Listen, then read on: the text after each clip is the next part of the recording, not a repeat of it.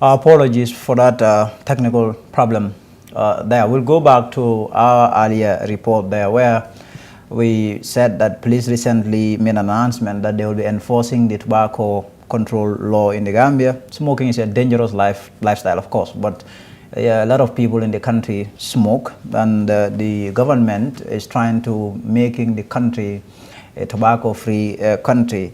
So we will bring you that report there by Ojaka Sise Jere, where she spoke to some Gambians about the issue.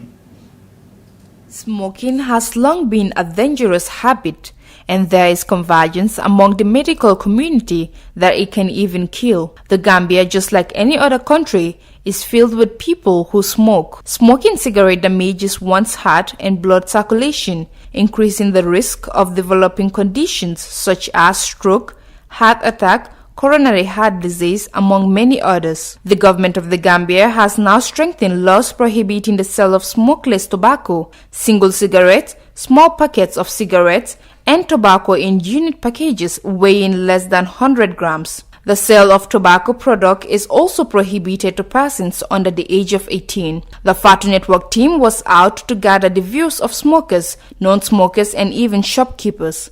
Cigarette bi suma sañoon sañu baan ko ci dëkk bi xam nga ma sañoon sañu baan ko ci dëkk bi because soo gisee nit ñi di tux di gën a tux te tux dafa nekk loo xam ne ni soo commencé di tux nii xam nga da ngaa gën a continuer soo loolu xam nga amul njëriñ suñ ko baanoon sax man moom a gënaloon ñu baan ko nii sax kaay bañ a tux ñu mën a njëriñ seen xaalis si leneen ak leneen xam nga moo ba njëriñ daal tag cigarette bi gars yi ñu ngi koo gis te seen buga la xam nga dañoo gën a tux so man daal lu ma gis daal mooy loolu. dama dee tu cigarette waaye léegi dama ko bàyyi you know because I smoke weed but léegi sa weed bi sax dama ko cancel because dori am ma bëgg a xam wér bu yaram moo tax sax léegi may ko la cancel smoking.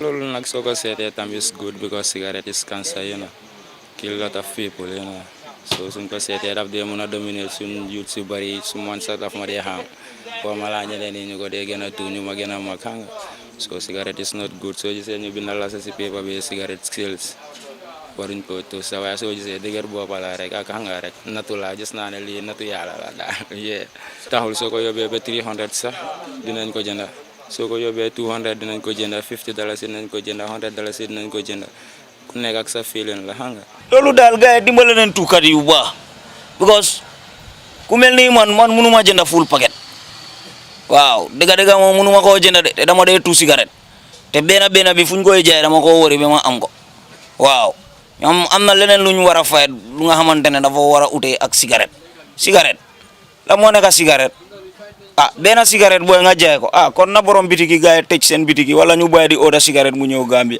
because ñun dañoo tu waaw ñun dañoo tu de te suñ ko niitee fo ñu uti ko waaw yow ko xamante ne ku soona ku mel nii comme man yow mënuloo am njëgi palaatu añ sa benn 30 di yow ñu ne la da nga war a génnee 50 di nga jënd paquet di cigarette loolu dafa xaat de. This is good idea, but it will be reduce the seller, the wholesaler and retailer, but it will be not good for small seller. But anyway, it's good idea. No, because dañ ko wàññi suñu ko defee dafay tax kenn du dem ci boutique bi mu jënd bay single te ni ko ñëpp dañu mën a antan jënd paquet so loolu moo tax foofu la de affaire bi wàññi. il faut ñu reduce il faut dem bi mu reduce du mën a dox comme before. Reporting for the Part2 Network News Review, Jaka CCJT. Tough Africa Global presents the new Tulip Gardens. Tough Tulip Gardens is set to comprise service plots in sizes ranging from 220 to 570 meters square. Deposit as low as $83,600 is only an 18-month interest-free payment plan with only 20% deposit on the service plots. Please contact 376-2333 or 776-2333. Tough Africa. Welcome back. A national forum on access to information has been held at Baobab Hotel there in Bijilo. The forum, organized by the Gambia Press Union in partnership with the Civil Society Coalition on Access to Information, is to prepare the ground ahead of the Access to Information law, which will empower journalists, but also members of the public, in terms of accessing information from public officials. More in this report. The forum was to bring stakeholders together to prepare and level the ground for access to information law. The National Forum on Thursday was organized by GPU in partnership with Civil Society Coalition on Access to Information. It was being held at Baobab Hotel in Bijilo. It's specifically looking at public officials and public officers. And maybe the private sector will have those that maybe are receiving funds from the public office. Basically to be able to disseminate information to the public, information that is necessary, whether it's the journalists that want the information or the student to do their dissertation or civil society to write project proposals and things like that. So it is a more comprehensive and inclusive approach we are looking at, that access to information should benefit everybody. It should make government more transparent, and really we must commend government for coming up and supporting this process and having the bill before Parliament.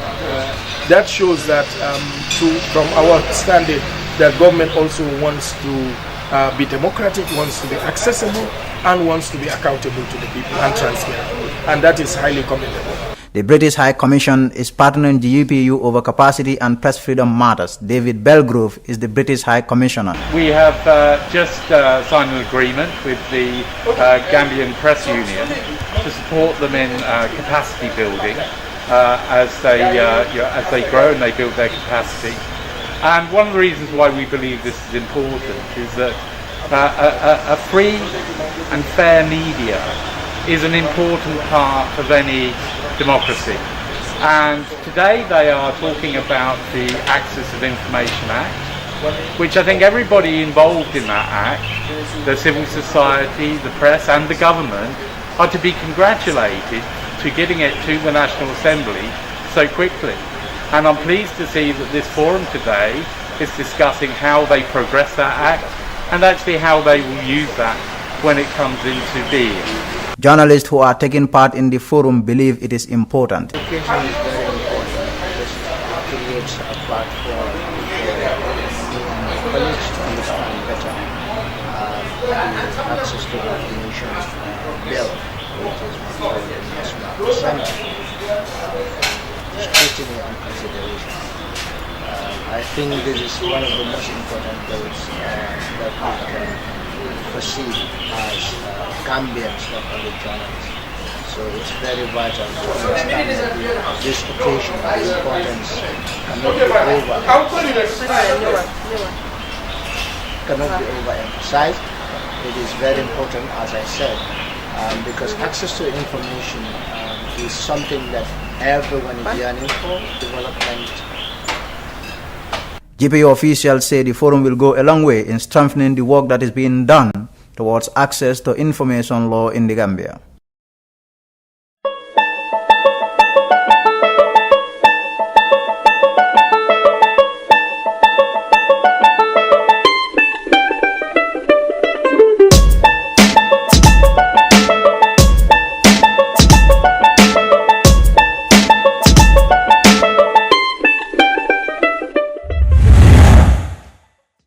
Thank you and welcome back. Now I am joined by my big guest in leading human rights activist Mfamara Jaune. He's my guest today. Mr. Jaune, thank you for coming. Thank you. Appearing on the show. Thank you very much.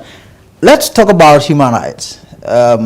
You have been around long enough to know the human rights situation, but also the human rights record of this country. What much is known is that the Gambia, maybe 4 years ago, came out of a dictatorship. As a human rights activist, sure, what can you tell us in terms of what has changed and what hasn't changed?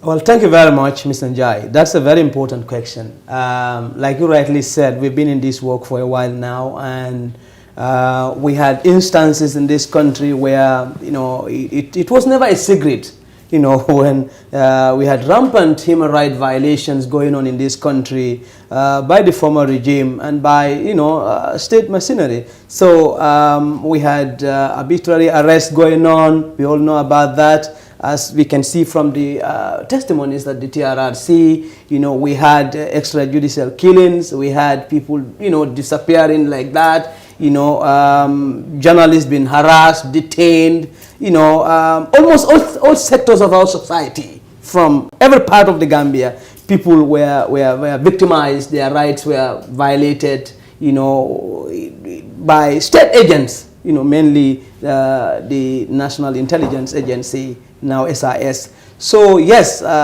in the past, the human rights situation of this country was very bad. The record was very bad. We had rampant human rights violations going on in the country.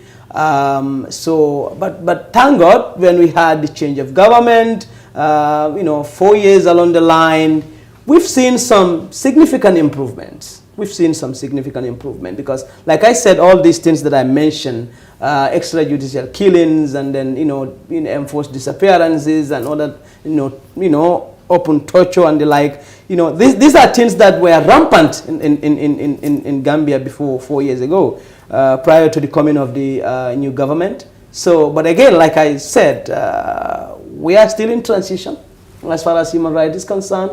We have a long way to go. We have a long way to go. I know, Mr. Jaune, I know you have also been, at some point, been a journalist. I mean, sure. I think that, in fact, you have been a journalist for long. Sure. Journalists were the people who really suffered, you know, struggled for air at extreme altitude. Their rights were violated. We've seen journalists killed, journalists disappeared. In terms of the media, when Jammeh was here, as a human rights activist or as a journalist, what should be the takeaways for members of the media in terms of human rights violations, of course, meted out to journalists? Well, I might not understand the context that you are referring to, but again, yes, we all witnessed how the journalists were treated during Jammeh's regime here.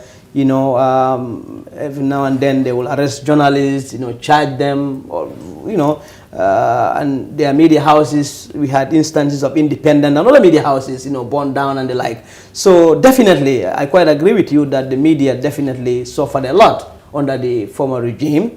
And then it's now that I think that media now have an opportunity, but not only the media, but all Gambians have an opportunity now to definitely, go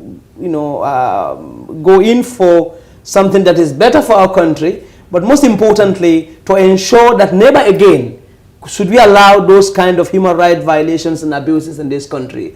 So for the media, I think a new chapter has to be opened between the government and the media, because in most cases in the past, it has always been between state agencies like state agents like NIA, like I mentioned before, now SIS, and the media houses here and there. They're the ones following the media houses, following the journalists, arresting them, detaining them, and doing all sorts of things. So we need to open a new chapter, which is never late. You know, I thought that initially when the new government came in, an opportunity has presented itself. You know, there was weekly press briefing, you know, going on regular for that matter, at the presidency, regular one for that matter. And then the updates, you know, the interaction between journalists and government officials, it started very good, cordially at the beginning. But again, also we've seen 4 years along the line, we've seen issues of, harassment, I call it, and intimidation of journalists, which is very unfortunate. That this is something that we definitely don't thought would have happened in the new government. What do you think must have been the reason for this? Well, the fact that you have pockets of harassment or intimidation, that you would call it. Well, I think we have to understand that even whereas security sector reform process is going on, most of the agents that were part and parcel of those tortured and all those, you know, mostly not the media, some of them are still in the system. So ultimately, you may want to have the system to change, but system cannot just change automatically without the willingness and the desire of the people who are mandling, who are in charge of the positions, ready to change. So as a result of that, if these people are the people that were still there, and only thing that they know is to torture, harass journalists, intimidate them, it will take some time before they change. But again, it requires some form of trust that needs to be built between government officials and the members of the press. There need to be that trust. But if government officials view journalists as enemies or whatsoever, detractors, at the end of the day, it's not going to be healthy for our democracy. Now, back to the reforms. You mentioned reforms, the issue of reforms. What we have seen is that, I mean, the government is doing well in terms of trying to right the wrongs there. The reform process, what we have seen is the TRRC. As a human rights person, are you shocked at all in terms of, because when Jammeh was here, I mean, we all used to have conversations about the human rights violations and abuses that were taking place. But at the scale and the revelations that came at the TRRC, are you shocked at all? I think, Lamil, I'm not the only person, almost every Gambian.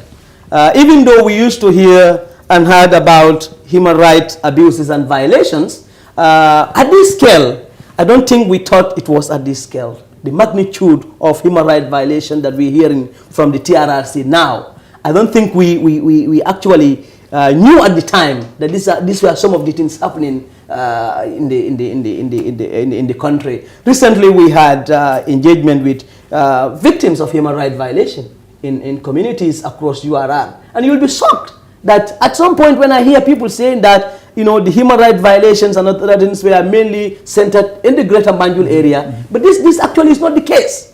You have victims who are even suffering, as I'm speaking to you, in the Upper River region and other parts of the country. So yes, I'm definitely shocked. I wasn't expecting at this scale. I knew very well that from the reports and the research that we were doing and investigations, that human rights abuses were going on in this country rampant. Would you say that the previous government was quite surreptitious or secretive in terms of how it was conducting business in terms of the human rights violations and abuses? If all these things were happening and nobody really knew about it, including the human rights activists themselves, then there's a problem. You know, or then this government was quite prolific in terms of hiding certain things. What do you have to say about that? You know, the issue, Lamil, is that the government always, especially this past government, they always have a way of hiding information from the people. Even whereas they knew very well that they did something wrong. You remember the case of Daba Marina and others? You know, they will come out with all excuses, you know, just to, you know, make sure that people definitely will say, oh, this might be true. But at the end of the day, people know they were not true. They were not true. So they always counter whatever people will give, and they always have their way to beautify their statements or whatever they want, just to counter the critics, to make sure that whatever they are saying, people should believe in that. And they were very successful in doing that. They were very successful in doing that. So much so that some people could not even believe. Even whereas you have evidence, you share with some people about such human rights violations in this country, people will even believe it. Because the way government will counter it, and they will comfortably, you know, sit over it like that as if nothing had happened, people will easily believe that the government was right. I know you head an organization. You're executive director of Be Kanyang. Yes. Maybe if you can share with us, what is your organization all about? I know it's a human rights organization, sure, absolutely. But in terms of your work, how do you go about it? So, like you rightly said, we are a human rights and development organization in this country. We've been around for about 15 years now. Initially, we are focusing only on the environment, and at some point, our main focus shifted into human rights. But then we are into human rights education and advocacy. We thought it's important that people have to know their rights first. We cannot be at every part of the Gambia and defend human rights. And as a result of that, we have to educate people about their rights. If you know your rights, then you should be able to defend those rights. And that's what we do. We educate people, we establish human rights clubs across the country, but also we monitor the country's human rights situation. When there is a human rights abuse or a violation, we have to investigate it. If we feel like there is a need to issue a public statement, we have to do that. But also of late, we also start receiving complaints of human rights abuses and violation from people, so that we will help them to link with the National Human Rights Commission to ensure that their rights, they have justice. So as an organization, we are into advocacy, human rights education, but also we are also into promoting the rights. That means that if somebody's right is abused or violated, we have to stand by the person to ensure that the person is definitely the person gets redress. So this is what we do as an organization, but we are not only doing that. We also feel like it's important at some point to help communities fulfill some of these rights. That is why at our community development initiatives, we feel like it's not only teaching people that you have a right to access clean drinking water. Yes, we have to educate them so that they can fight for their rights, hold their representatives accountable. Here I'm talking about National Assembly members and the government accountable, because at the end of the day, they pay their taxes to the government. But again, we complement the effort of the government by ensuring that we help communities realize those rights by also providing water services. We had success stories of that in various parts of the country. So we educate people about their rights. We train people to know their rights. We help defend people's rights, but also help communities in fulfillment of some of those rights. Now, the people that come to your organization to, report to you some of the rights violations that have occurred to them. Can you tell us examples, like what are some of the cases that have been reported to your group? This week, for instance, we had a case of somebody, you might have seen this in the newspapers, an imam in a village called Kolibantang in the Upper River region. He had an issue with the police, police at Banzan checkpoint. And, eventually he died. So the family believed that perhaps something might have gone wrong. This guy has never been sick. He has no chronic, he has no record of any form of illness. So how can he just go and report at the police station and he died like that? So the family feel like they should come to our organization to ensure that we work with them, to ensure that the disease get justice. So that's one just example. We had people who are working in some of the construction sites in URR who are also coming to report about the right violations that they are definitely going through in that part of the country. So basically it's about either your rights as a worker or somebody who experienced torture or something like that. So these are some of the things that we've seen, and people are definitely coming in large numbers. I'm surprised that how people know that we can serve as an intermediary between them and the National Human Rights Commission and other relevant government institutions. So we like doing this thing. Do you have any partnership or collaboration that you do with, for example, the TRRC in terms of human rights in this country? Well, TRRC, we had a meeting with TRRC at some point, and I think we had together organized, I think, only one activity in URR. But other than that, we've not been, to be honest, working closely with the Truth Commission. Now, what we also know is that your organization or your group is very much active in terms of recognizing work with respect to human rights. We know the Human Rights Day, International Human Rights Day is around the corner, and your group is active in this area. What can you tell us about what you do in terms of awarding people? Well, like you rightly said, we started what we call Annual Human Rights Heroes Award. We started this just last year. And because we realized that in the Gambia, we don't definitely have such an activity or an event or an initiative where we recognize human rights defenders.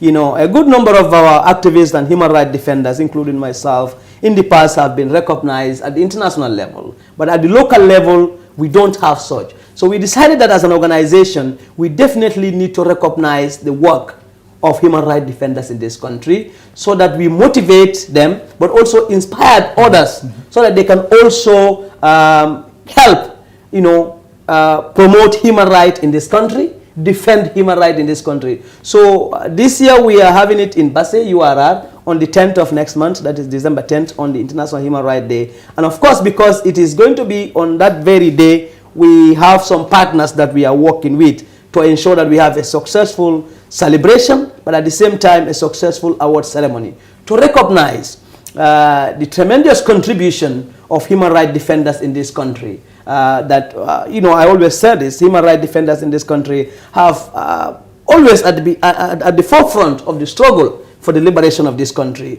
You talk about somebody who is working so hard to provide clean drinking water to the community, somebody who is advocating for the rights of women and girls, somebody who is educating communities in rural areas about their fundamental rights. So people are doing all of the things together to advance human rights in this country, but hardly do we recognize them. And we thought it's important to go out for them and look for them and then recognize their efforts.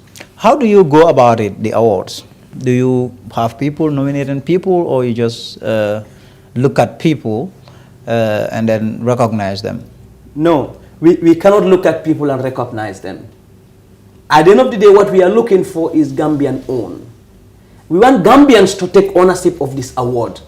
Probably in the future, we are talking about the Gambian version of the Laurent Nobel Peace Prize. Gambian version, perhaps, in the future. So as a result of that, we are not nominating people ourselves. We are not selecting people ourselves. We call for nominations. People nominate Gambians all over the country and outside the country can nominate, but you have to be within the Gambia. Yes. And then be advocating for human rights or pushing for the advancement of human rights. Then we have a committee that will go through these nominations, chaired by the winner of our 2019 Human Rights Hero Award, Mr. Madi Jobate, who is the chair of the committee. And it also have, the committee also comprised of other prominent human rights defenders in this country. So they're going to receive these applications. I was just talking to our guy who is in charge. He said so far we've received a lot of nominations, but mainly for the Young Human Rights Defender of the Year Award. And very few are coming for the Hero Award, which is the bigger one because it attracts a lot of things. But I don't know why people, because of what are some of the things that it attracts? Well, there's going to be a cash prize for that. Okay. That's going to be. How much is involved? That's cash prize. No, I'm not the right person to disclose that. Yes. But the committee will disclose that. So, you're going to have a certificate. You're going to have an opportunity to travel with us to Basse to attend the ceremony. But you're going to have a plaque also where you have your name, and every detail. And all the donors or partners that are celebrating International Human Rights Day with us this year, their logos have to be there as well. So it's a very big prize. So I encourage people to definitely nominate people for the Hero Award. For the Hero Award, I know one thing that is also very important, critical in this has to be the issue of wherever you have an organization or a group, money is very important. That's because true. That is what you use to carry out your projects, programs. Absolutely. How do you go about that at the level of Bekanya? This is very important, Lamil. With regards to the International Human Rights Day and the award ceremony. Now, so far, the International Human Rights Day celebration of our organization is funded by, it's been supported by UN Office for Human Rights and UNDP, as well as UN Peace Building Fund. That is for the International Human Rights Day celebration. But again, the same partners are also supporting part of the award ceremony as well. So basically, but also when it comes to some of the expenses for the award ceremony, our organization is providing for those ones. Do you have any final words? Well, I just want to say thank you very much for the opportunity given to us. But again, I also want to encourage Gambians, wherever you may be. You can collect a form from our office. You can go online, our website. You can go to our Facebook page. We are circulating the link for people to nominate. Yes. Anyone that you feel like deserve to be recognized as a champion of human rights in this country, this is an opportunity to do that. That's I will take that to be your final. Thank you very much, Mr. Famara Jaune. That's the executive director of Bekanyang, speaking to us there regarding human rights, but also the upcoming awards there by the human rights group there. That will do it for the show today. Thank you for being there. Goodbye.